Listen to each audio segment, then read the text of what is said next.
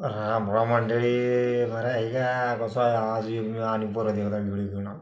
तर यामध्ये आता आपल्याला बघायचं आहे. आता यामध्ये कोल्हापूर जिल्ह्यातील राधानगरी तालुका तुम्हाला माहीतच असेल. तर तो तुम्ही ऐकाच आणि बघाच.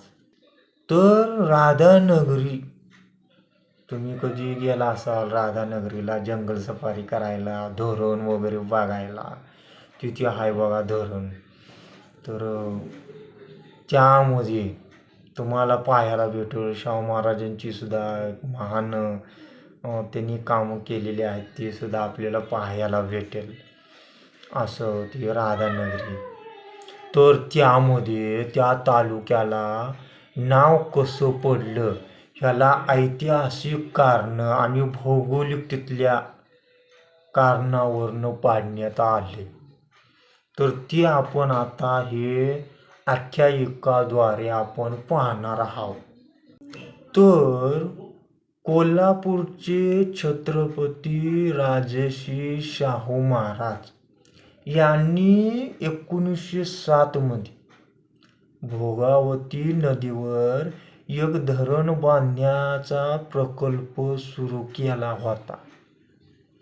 त्यामध्ये हे नाव पडण्यात आलं. आणि दुसरं म्हणजे शाहू महाराजांनी या परिसराचा चांगलाच विकास केला.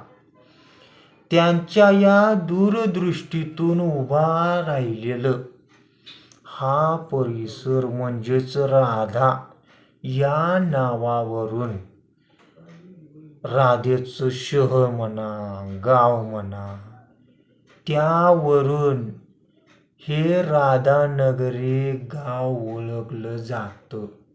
मग धरण तेथील परिसर हे कसं आहे तर भोगावती नदीच्या काठावर वसलेलं हे राधानगरी गाव.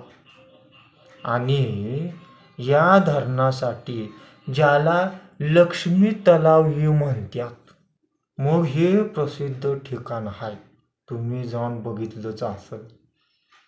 तर येथे वन्यजीव आणि अभयारण्यामुळे त्याला दाजीपूर अभयारण्य असं ओळखलं जातंय. आणि तेही तिथं प्रसिद्ध आहे.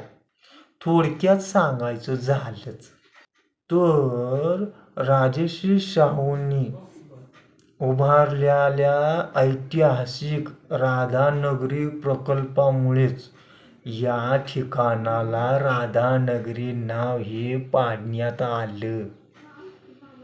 मग त्यांच्या स्वप्नातील धरण प्रकल्पासाठी 9 फेब्रुवारी 1908 रोजी वसवलेल्या नवीन वसाहतीला स्वतःच्या राधा या नावाची जोड देऊन राधा आणि नगरी असं मिळून ते नाव देण्यात आलं.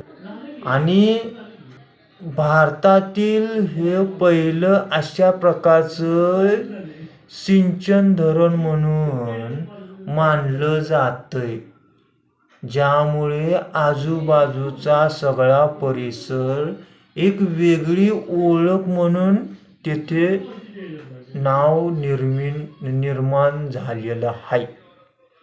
तर जाता जाता या व्हिडिओला लाईक आणि सबस्क्राईब करा.